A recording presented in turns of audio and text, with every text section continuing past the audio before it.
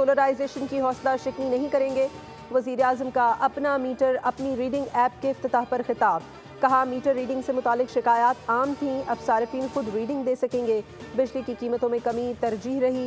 IPP से मुज़ाकरात के बाद बेहतरी आई। बिजली बिलों से PTV फीस खत्म करने का भी ऐलान। वज़ीर तवानाई अवैस लगारी ने कहा, मीटर रीडिंग का इख्तियार आम आदमी के हाथ में दे दिया।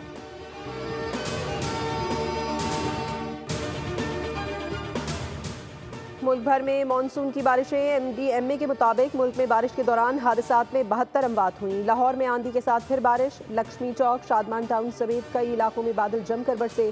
घरों में पानी दाखिल, दरख्त उखड़ गए।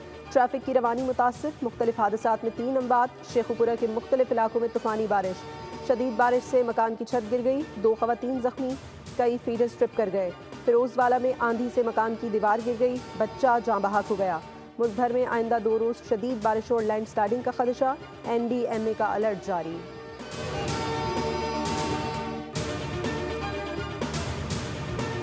और ओकाड़ा की बस्ती गुलामाबाद में अफसोसनाक वाकया। 2 कमसिन बच्चे नाले में नहाते हुए डूब गए। रेस्क्यू 1112 के मुताबिक बच्चे बेहोशी की हालत में मिले, लेकिन जांबर ना हो सके।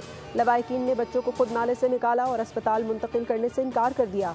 जां बहाक बच्चों में 8 साला अहमद वल्द लियाकत अली शामिल है।